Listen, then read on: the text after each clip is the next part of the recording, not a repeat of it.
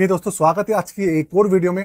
देखिए, आज मैं बात करने वाला हूं फ्लेक्सी कैप कैटेगरी के एक और फंड के बारे में, क्योंकि आप लोग लगातार फ्लेक्सी कैप कैटेगरी के जो फंड्स हैं उनके रिव्यू के लिए भैया बात कर रहे हैं। तो पारंपरिक फ्लेक्सी कैप फंड की वीडियो ऑलरेडी लाइव हो चुकी है, आप जाके देख लीजिएगा। जेएम फ्लेक्सी कैप की भी जो है वीडियो लाइव हो चुकी है। दोनों का रिव्यू चैनल पे है। प्ले लिस्ट का नाम है फ्लेक्सी कैप रिव्यू, आप जाके प्ले लिस्ट के अंदर चेक कर सकते हैं। तो आज हम बात करने वाले हैं एचडीएफसी फ्लेक्सी कैप फंड की। डायरेक्ट प्लान, रेगुलर प्लान, दोनों की बात करेंगे। देखिए, बात करें इस प्लान की तो इसका जो एयूएम है भैया, अच्छा खासा एयूएम है, 60,000 करोड़ से ज्यादा का है। एचडीएफसी तरफ से आने वाली स्कीम है, 5 स्टार रैंकिंग की स्कीम है। आज ए टू जेड इसका भैया एनालिसिस करने वाले हैं, इसके फंडामेंटल्स चेक करने वाले हैं और साथ में कोशिश करेंगे समझने की कि एक्चुअल में इसकी जो परफॉर्मेंस है जब से ये लॉन्च हुआ है आज तक कैसी रही है, पिछले 1 साल से लेकर 1 महीने तक की परफॉर्मेंस कैसी रही है, गिरावट आई है तो कितनी आई है और कितनी रिकवरी इसके अंदर हो चुकी है, और ओवरऑल ये किस तरीके का फंड है। ठीक है ना। तो शुरू करते हैं आज की वीडियो को। दोस्तों, अगर चैनल पे पहली बार आए हैं तो चैनल को सब्सक्राइब करना बिल्कुल भी मत भूलिएगा।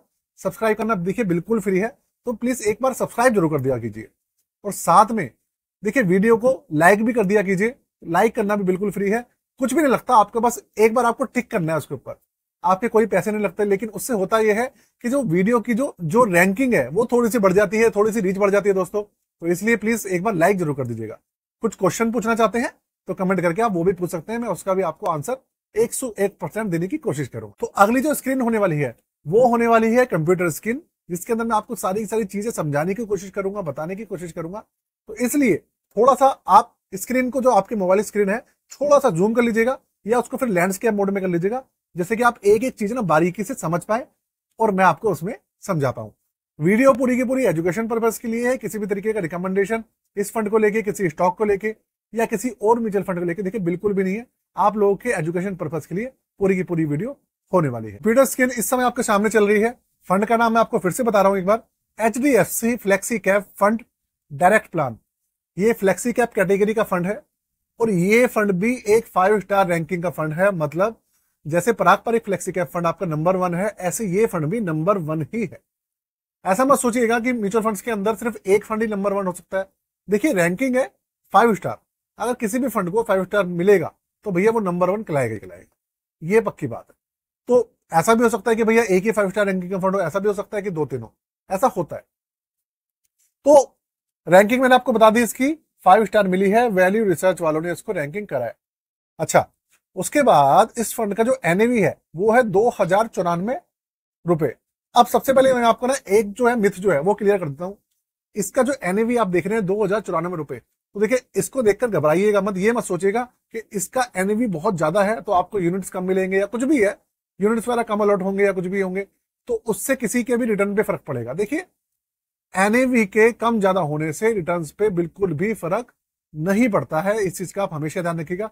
कोई भी फंड हो, कोई भी स्टॉक हो, अगर उसका एनएवी भले ही 10 रुपए है, भले ही उसका एनएवी 10,000 रुपए, अगर उसके रिटर्न्स बराबर है ना और आपकी इन्वेस्टमेंट के अमाउंट बराबर है तो आपको रिटर्न जो है दोनों जगह पे बराबर मिलने वाले हैं। इस चीज का आप हमेशा ध्यान रखिएगा।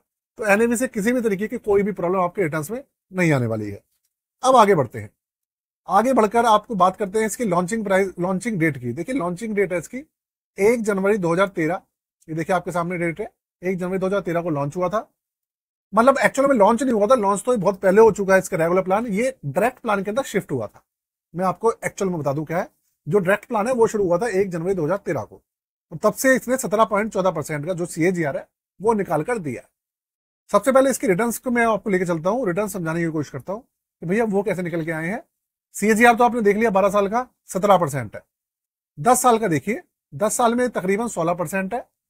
7 साल में 18.45% का सीएजीआर निकाल के दिया है इसने। 5 साल में 32.28% का सीएजीआर है। 3 साल में जो है 25.06% है। 1 साल में 16.65% है। मतलब पिछले 1 साल में भी इसने पॉजिटिव में ही रिटर्न दिए, ऐसा नहीं है कि नेगेटिव है। मार्केट के अंदर गिरावट होने के बाद भी फंड पॉजिटिव है। 6 महीने में 1.93% के पॉजिटिव रिटर्न है और 3 महीने में 4.73% का भी पॉजिटिव चल रहा है। 1 महीने में रिटर्न दिए हैं 5.60% पॉजिटिव रिटर्न। ये सारे जो इसके रिटर्न है आप देखें, 1 महीने से लेकर 10 साल तक, 12 साल तक एक भी जगह पे आपको नेगेटिविटी नहीं दिख रही है। 1% की, आधा % की बिल्कुल भी नहीं।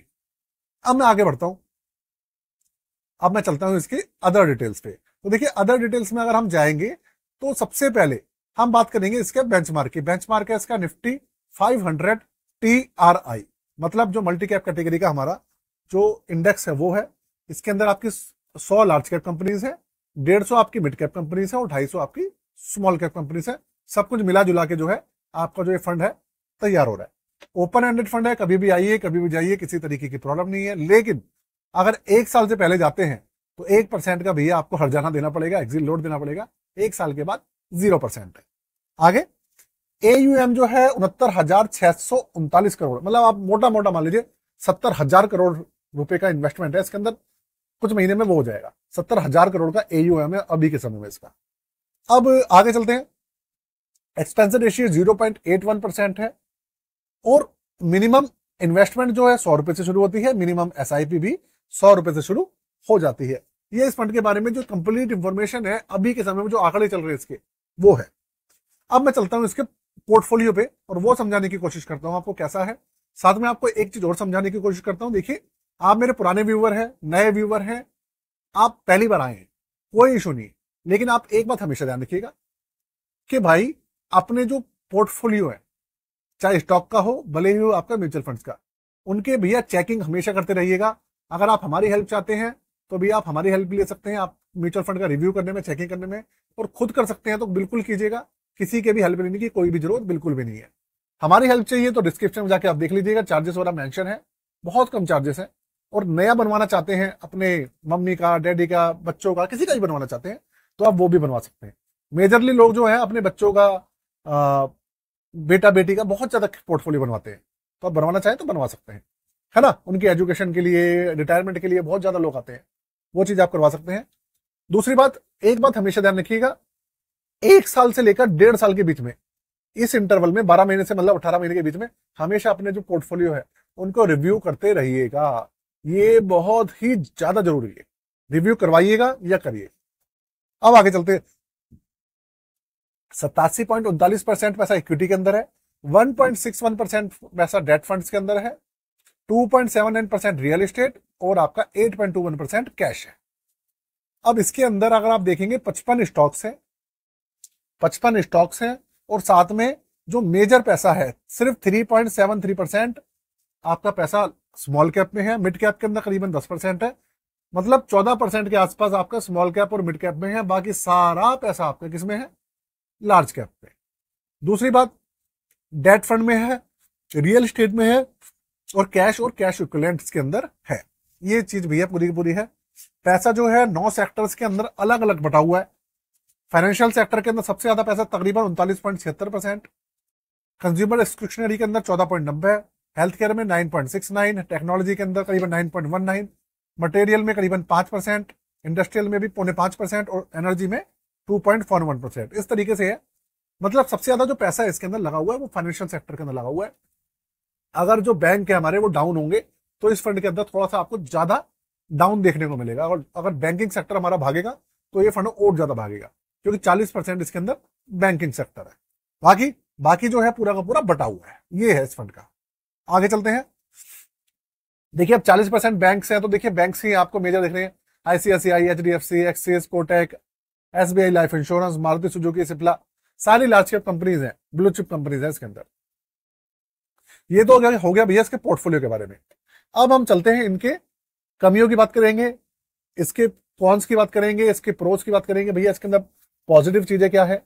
साथ में इसके जो फंड मैनेजर है उनके बारे में बात करेंगे, भैया कौन है, क्या उनकी क्वालिफिकेशन है, कैसे मैनेज कर रहे हैं, उसकी बात करेंगे।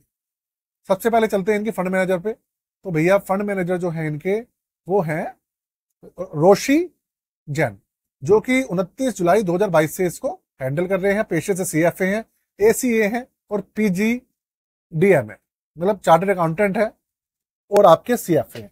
तो क्वालिफिकेशन वाइज काफी अच्छी और मैनेज भी इसको ठीक ठाक कर रही है ना।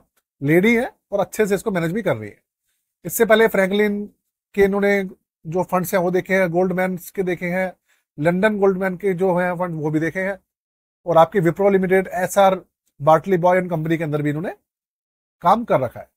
ये पूरा का पूरा इनका एक्सपीरियंस है। अब करते हैं भैया इसके पॉजिटिव और नेगेटिव पोर्शन की बात। सबसे पहले नेगेटिव की बात करेंगे भैया, नेगेटिव जानना बहुत जरूरी है। देखिए नेगेटिव इस फंड का सबसे बड़ा जो है ना, वो है भैया इसका एक्सपेंसिव रेशियो 0.81% है, जो कि आपके जो रिटर्न है सीधा उसको ऊपर प्रहार करेगा, उसको कम करेगा, पहली बात। दूसरा अगर मैं बात करूं, कोई भी इसका दूसरे तरीके का दूसरा कोई भी नेगेटिव पॉइंट अभी तक मुझे नजर नहीं आया। अब मैं जबरदस्ती कोई नेगेटिव पॉइंट निकालना चाहूं तो बहुत सारे निकल जाएंगे, लेकिन मुझे एज ऑफ नाउ कोई नजर नहीं आया। पॉजिटिव पॉइंट की बात करूंगा, एचडीएफसी का तो है ही, देखिए वो पॉजिटिव पॉइंट नहीं है, लेकिन हाँ पॉजिटिव पॉइंट में आता है क्योंकि एक अच्छी एएमसी की तरफ से 5 स्टार रैंक की रैंकिंग है, रिटर्न्स अच्छे हैं, साथ में इसके जो आपके आप देखिए जो सीएजीआर वगैरह है वो काफी अच्छा निकल के आया हुआ है। और सबसे अच्छी बात, पिछले 1 साल से लेकर 1 महीने तक ये अभी तक नेगेटिव नहीं गया है, पॉजिटिव ही है। हाँ अभी 2 महीने पहले अगर आप चेक करते तो ये फंड नेगेटिव था, लेकिन अब ये बहुत जल्दी रिकवरी कर चुका है। ये है भैया इस फंड की पूरी जो सार है वो मैंने आपके साथ में शेयर कर दिया है। अब आपसे हाथ जोड़ के निवेदन है, अभी भी सब्सक्राइब नहीं करा है तो भैया अब तो सब्सक्राइब कर ही दें। अब आज के लिए दोस्तों अलविदा। जय श्री राम, जय भारत, जय माता दी।